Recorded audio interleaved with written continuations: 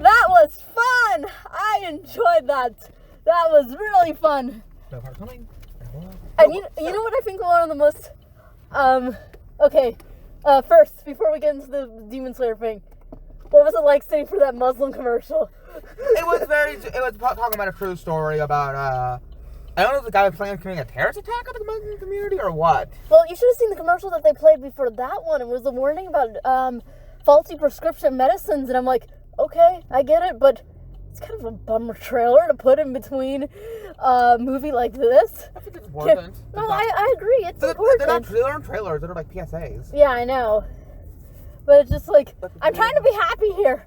And you're telling me about kids dying from, what's it called? Fentanyl-laced, prescriptions. Faulty prescriptions. Who's wasting fentanyl on children? I don't know. But no, back to what I was saying. So let me get that. So, two things. One, I was thinking about Star Wars while watching this. No, so the reason why is when the special editions were released, aka the director's cuts, he had to speed up several scenes because back in the 70s, those scenes were considered super fast. But then with all these movies coming out, it slowed down. So what he had to do is he had to edit it to make it look faster. Yeah. It has an identical number of frames now to what it had in 1977. There's only one shot that's been made slightly longer than the original version, and to make it fit, Lucas cut into the shots before and after it to do that so that the total number of frames in the sequence is still the same. Contrary to the idea that people have of Lucas just recklessly hacking away at the films and not being mindful of the effects that the changes have, he's actually very mindful of not disturbing the editing and pacing, and he's going through these scenes frame by frame. That's why you get fans upset over changes that are really only changes to a few frames. So, again, I can go on an entire tangent about how people say they want to despecialize the business, even though they do not. They only want the special. They only want their special cuts. Yeah. Because so I started thinking about that, and I remember when someone mentioned that the Phantom Menace was fast back in the day when it came out. Yeah. But I'm just like, yeah, the level of speed we need to achieve now to emphasize fastness has increased. Because now we need to do something like Demon Slayer to be fast. Yeah. Demon Slayer would be considered incomprehensible if it came out in the 70s. Yeah. On the speed. So it's kind of fascinating to see how audiences have adjusted to faster and faster action scenes. Mm-hmm. Two, I was thinking about Berserk. Yeah. So I think Berserk... That one's more natural than Star Wars. No. Star Wars just sounds like a normie take. No, I'm talking about the edit. I'm talking about editing here. I know! This is my passion! I know, but you said we were talking Demon Slayer and then you bring up Star Wars, you normie! My passion is editing! You're a normie! You're a normie! The fact of Berserk and murder and rape, there. I'm no longer normie. Now you're just a pretentious normie. No, so one thing she does good, the writer does good, is emphasize the very life and death struggle. Well, she makes East Mass seem like a blowout. Oh, one thing I would say, just so you know, you should be happy. All of these upper moons now are unforgivable scumbags, and they will all die brutal deaths and not be mourned. So yeah, one thing is, in Berserk... Except for Sword of Akaza. And every single... Most Berserk arcs end with a battle that leaves the characters absolutely devastated. Yeah. And those are usually hard... And they're well written, so it doesn't feel cheap. The Entertainment District reminds me a lot of Tower of the Vixen. Yeah. Because in that, a bunch of people die, the entire tower is destroyed, but a bunch of people survive it. Mm-hmm. So, she has a similar writing scheme to how he does it, where you do the final battle, or it's a drag knuckle fight. Because obviously you don't see it in something like One Piece, where it's every single character. Yeah. Anyway, so, yeah, that was really fun. If I had probably one complaint, it'd probably be, but in the end it was a positive for me, was the fact that they included the credits of season 2. I was kind of hoping they would have taken that out, but at the same time it gave me an intermission break, so having that in credits I think was important. I think I would have edited the repeat moments. That kind of got a little annoying. Well, yeah. But I get it, you're not watching a movie, you're not watching a director's cut, you're watching a straight up episode. Yeah, I was gonna say, and this is a lot better than Fruits Basket. See, maybe look how fast that is now. Look, yeah, see. I get it.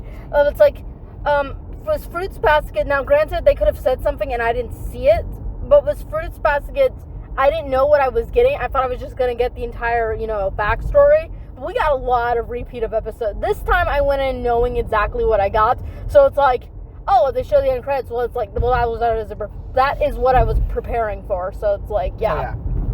Oh, I noticed one thing. So I noticed one thing that was really funny. It's during the scene when, after he kills It's when after he kills the samurai slaps his back, he jumps up and kills the Oren. Yeah. You notice the stain, like the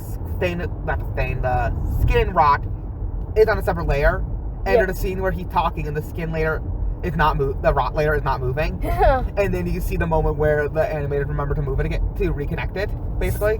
Speaking of animation flaws, this is totally off subject. I was watching Little Mermaid, first time watching in a long time. I just now finally noticed when she arrives on the boat at the end, Ariel, she's not wearing shoes, and then when Eric wakes up, she's wearing shoes. Wait, what do you mean when Eric wakes up? From his brainwashing. Oh yeah. We get to be brainwashed. Yeah. Anyway, that was something I just now noticed. She shouldn't be wearing suits because the suits would have presumably fell off. Well, yeah, of course. And she wasn't wearing shoes to begin with, so it's kind of weird. But anyway, moving on. Back to Demon Slayer. So, who's your favorite Upper Moon in design? Now that you've seen all of them. Before I say that, one thing I think bothered me throughout the entire film, the projector was slightly angled. Yeah, so I noticed. Some of the letters, I noticed it immediately. I noticed immediately too. Some of the subtitles were cut off. And the Japanese text. I'm just like, oh, thank goodness I'm not Japanese, because it's like this text is cut off. But it didn't get in the way in the end, so yeah, it was that's very good. minor. It was not it was just a sliver. It's kind of funny. Well, I was wondering, I couldn't tell if was it the projector or was it because Demon Slayer is just that wide. No, it's a projector. Yeah, okay. You can see on the side, there's more black space on top than there was on the bottom. Yeah, I didn't notice that, but I noticed the subtitles right away. So, and, the Japanese text being cut off. I think my favorite would just be the cult leader. Doma? Yeah. Yeah. Oh, like I said, that was religious. Like I said, that's something that would be lost on your average American audience member. That was a religious hat he put on. Yeah, I do know that, actually. You see, in the guy in the Journey to the West wore one like that. Okay, so you have Doma, he's Upper Moon 2. Akaza, Upper Moon 3. Kokoshibo, he's Upper Moon 1. I skipped him. And then, it's not really a debate. It's just, yeah, and then, I don't like Domu. And then, I like the multiple eyes of the one guy, but his rest of the design. Kokoshibo. I like the multiple eyes, but the rest of the design is very basic. Well, see, that's because the more powerful you are, the more humanoid you're gonna look, and the more closer you'll be to what you are. But in his case, the multitude of eyes or kind of symbolism was his backstory. Because I don't know why, for some reason, it surprised me that he had red hair. I think I've even seen a color page of him. For some reason, it surprised me that he had red hair when I actually saw it animated. But it's like, they're his twins. Well, I was gonna say, I think it's supposed to make you think, oh, is he related? Well, yeah. Immediately, that's why they hide his face for a while, and then when the face reveal is a multi-dyed freak. So. His katana is really cool too because it's got a whole bunch of eyes on it. Yeah. So back to what I was saying. Well, see, the problem is, she already peaked, with Domu and Emu. So like, I don't mind. The designs aren't bad that she makes. They just aren't my aesthetic. Like I'm trying to figure out because from like, why on earth is that guy at Upper Moon when he's so pathetic? Like I assume he's extremely powerful. Which one? 4. Oh yeah, current 4. Yeah, he's the pot one, as you know, can summon a whole bunch of, he can come out of his pot, and he summons a whole bunch of things. Yeah. And then, I, for some reason, always forget their names. And I just watched it this time, and I still forgot. It's Goku, I think one of them's name. Is it or Gakko? Something it's Gakko, like not Goku. Yeah, I know it's not Goku, like in Dragon Ball, but it's something similar. Anyway, and then the Ever one, he, can split himself up into 7 parts. Or is it more than 7? I don't know. It's up to 7. And each part has a very powerful elemental ability. I don't know, but I wouldn't be surprised if the one in the pot was based off a pot of grade. I wouldn't know that. I think he's based off of something from ancient Japanese. I think I've seen something like that in, like, one of those mythological creatures. I think it's based off of that. I can almost guarantee that the writer is a fan of Hunter x Hunter. Well, yeah, probably. But also, what I was going to say, so a lot of shonens rely on the main character doing everything, so the amount of fights where everybody's just screaming at Luffy to finish the villain off. Yeah. That's why, by having fights with the actual characters participating, wow, brand new concept, participation. You get a participation trophy. No, not a participation trophy. That's what happens in One Piece, and I hate it. I know.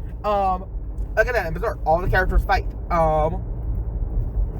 They're always doing something. Well, yeah, and less so in the Sea God arc. In that one, it was only there was not that much the rest of them could do. Ashley in that situation, but again, my go-to is Tower Conviction. Yeah, it is funny though because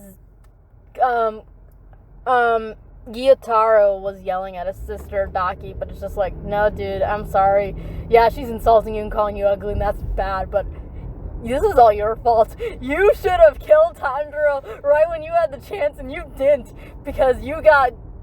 I get why, because you thought that there would be no way that you could lose in that current situation, but that is the reason why you lost. Your arrogance got the best of you. If you would have killed him right there, Demon Slayer would have been over. I know, like I said, I really do like the Infinite Castle, because I love stuff.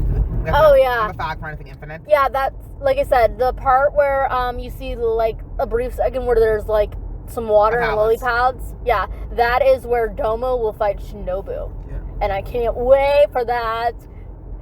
And, oh, that's another thing I appreciate, is you do see the power of Upper Moons. Mm-hmm. Being the fact that,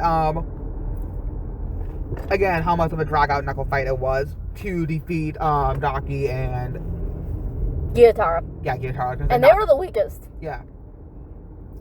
And so yeah, the next two are those 4 and 5, and then yeah, I actually forgot that detail. I forgot the detail that Akaza joined first, but Domu got up the rank second. Got to Mr. Roboto Domo.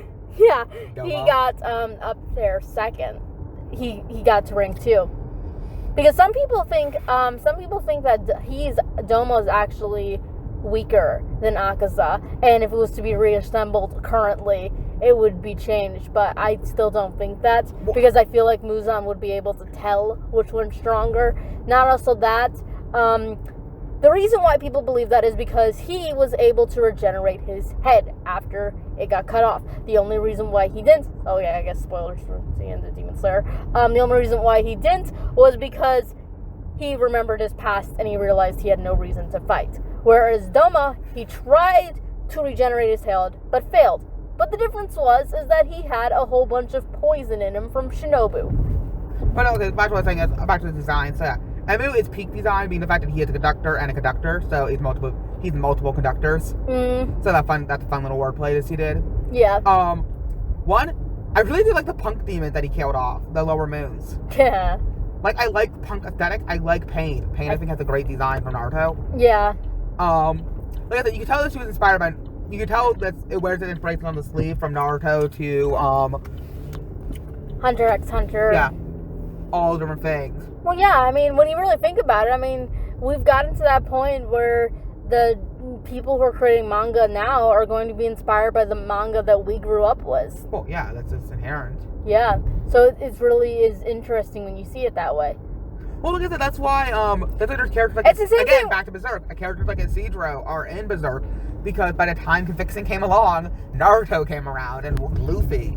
So, it's funny to see these kind of characters. Well, like, it's the same thing with Mamoru Hosoda's Bell. I butchered that name. Yeah. Bell. It's interesting to see, this has got a lot of ties back to Beauty and the Beast. But then you're like, well, that makes sense, actually, because Beauty and the Beast is very inspirational, it's very influential, and it's become a cult classic, and the people who grew up on Beauty and the Beast would be way adults now, and be making manga and anime. Technically, he was making stuff while Beauty and the Beast came out. Well, yes, but... No. Beauty and the Beast came out in the 80s, never mind. I was gonna say... No, it didn't come out in the 80s, it came out in the 90s, 93. Okay, he was not yet making something, he would make something next to 4 years. Mm-hmm. Because, The Little Mermaid came out in 89, the same year that... See, I always think The Little Mermaid came out in 83. Yeah. No, it came out in... the Dark Ages. No, it came out in 89. That's another reason why I wanted Fly to be born in 89. Like